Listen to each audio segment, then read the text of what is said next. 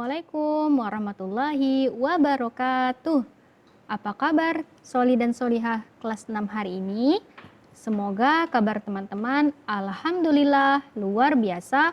Allahu Akbar. Yes. Nah, bertemu kembali nih bersama Bu Risma pada pelajaran pendidikan agama Islam. Oke, sebelum kita belajar seperti biasa, kita membaca doa terlebih dahulu ya. Yuk baca sama-sama.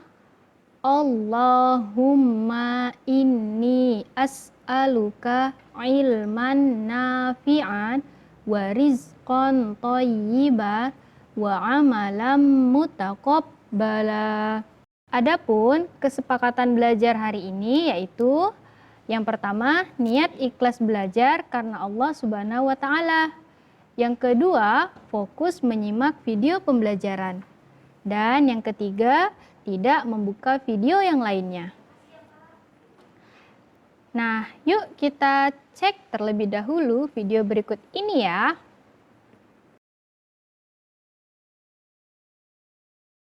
Saat Perang Pasifik atau yang dikenal dengan nama Perang Asia Timur Raya yang berlangsung selama 4 tahun, Jepang mengalami beberapa kekalahan dan menuju ambang kehancuran. 7 September 1944, Jenderal Kuniaki Koiso di hadapan parlemen Jepang berjanji untuk memerdekakan Indonesia bila mencapai kemenangan dalam Perang Pasifik. Tujuannya mendapat bantuan Indonesia dalam perang tersebut. Kaum Pergerakan Nasional menyambut hangat janji kemerdekaan oleh Jenderal Koiso. Anggota Badan Penyelidik Usaha-Usaha Persiapan Kemerdekaan Indonesia BPUPKI dilantik oleh Jenderal Kumakichi Harada.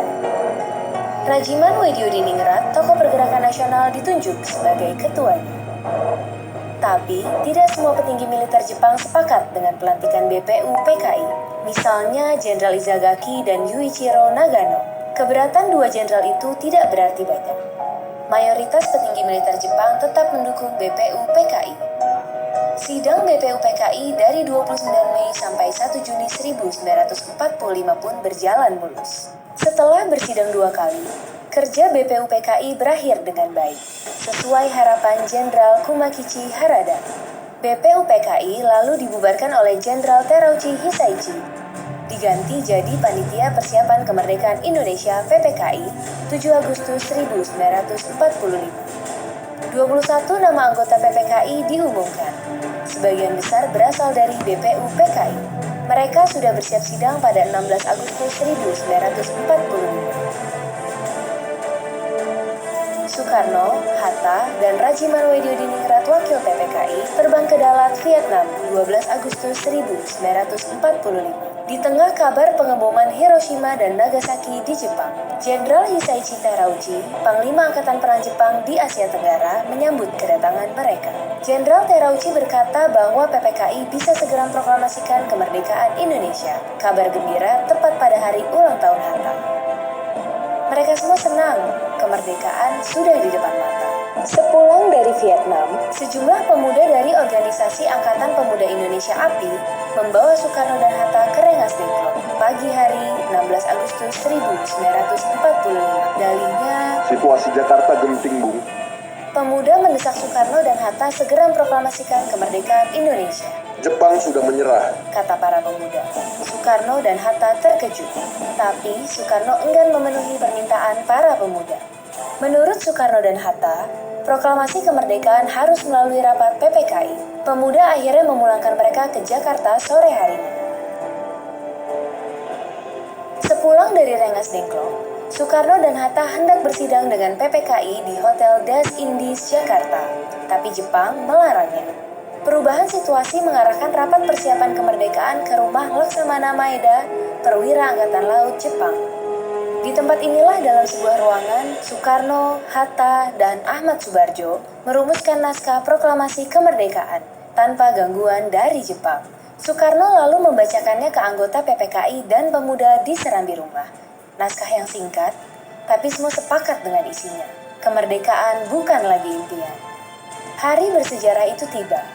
Soekarno membacakan naskah proklamasi kemerdekaan Indonesia ke banyak orang di rumahnya, di Jalan Pegangsaan Timur nomor 56 Jakarta. Tokoh-tokoh pergerakan nasional dan rakyat biasa membaur, mendengarkan pembacaan itu dengan hebat. Setelah itu, bendera merah putih jahitan Fatmawati istri Soekarno dinaikkan perlahan, diiringi lagu Indonesia Raya. Penghormatan pun diberikan.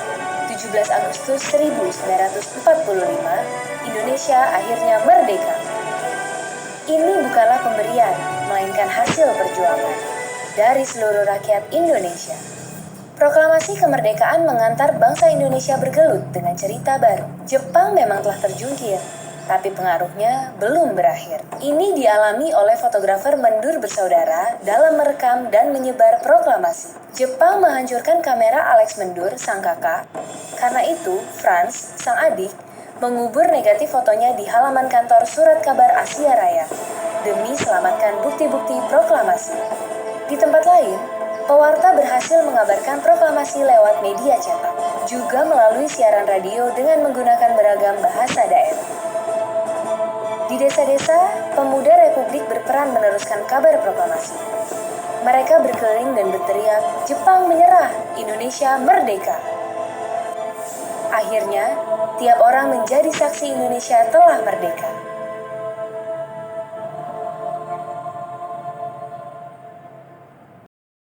Wah, kira-kira apa ya hubungan video tersebut dengan pembelajaran hari ini?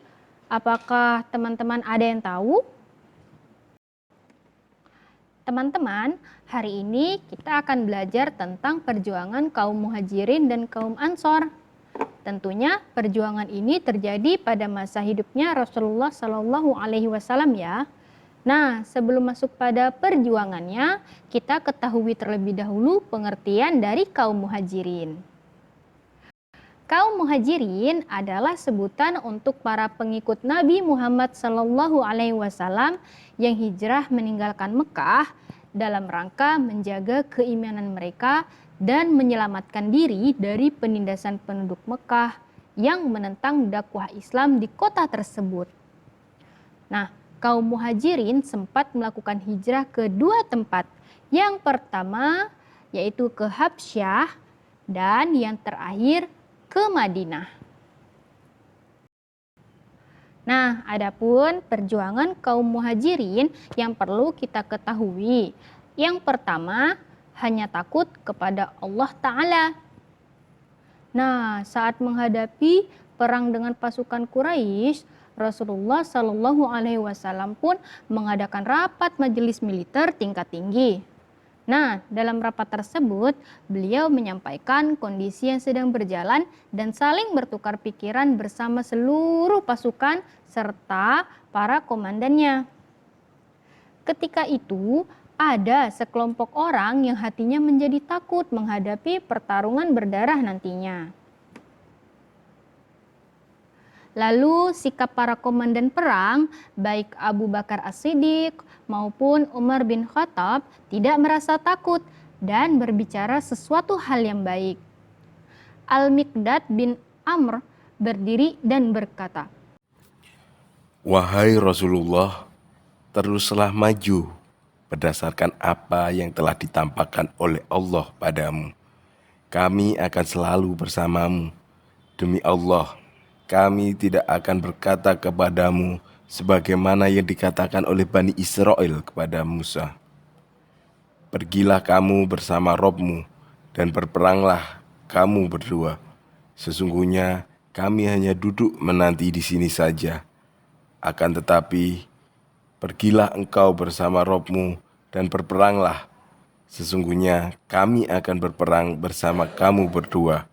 Demi Zat yang mengutusmu dengan hak, andai engkau membawa kami menuju Bak al-Ghimad, niscaya kami akan berperang bersamamu hingga engkau mencapainya." Maka Rasulullah Shallallahu Alaihi Wasallam mengatakan kepadanya sesuatu yang baik dan berdoa agar dia mendapatkan kebaikan itu. Perjuangan kaum Muhajirin yang kedua adalah tidak ingin direpotkan oleh kaum Ansor. Imam Al-Bukhari meriwayatkan bahwa tatkala kaum muslimin tiba di Madinah, Rasulullah Shallallahu Alaihi Wasallam mempersaudarakan antara Abdurrahman bin Auf dan Sa'ad bin Ar-Rabi'.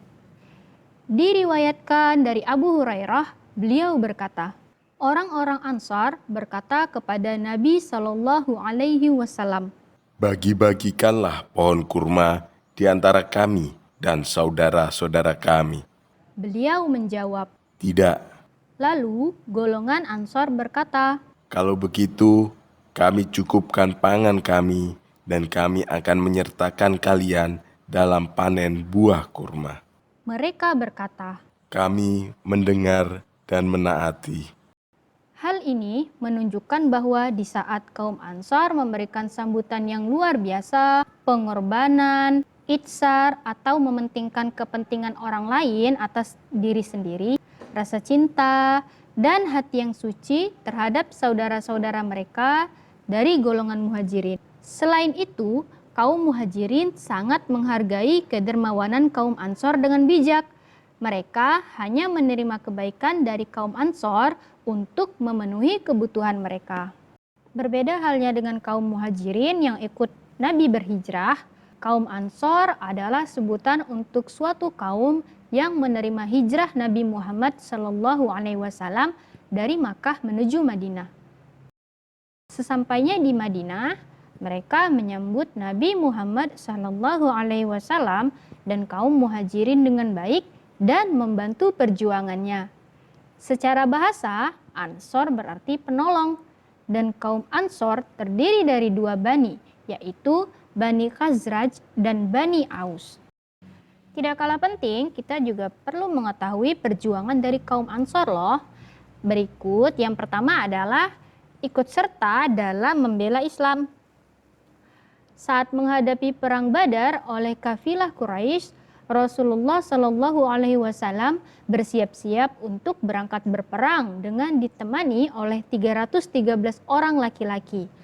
82 orang diantaranya merupakan kaum muhajirin dan sebanyak 61 orang dari suku Aus dan 170 orang dari suku Khazraj yang merupakan golongan kaum Ansor. Adapun untuk golongan kaum Ansor dipimpin oleh Sa'ad bin Mu'az. Nah, perjuangan kaum Ansor yang kedua yaitu rela berkorban. Setelah perang selesai, Rasulullah Shallallahu Alaihi Wasallam membagi-bagikan harta rampasan di Ji'ranah.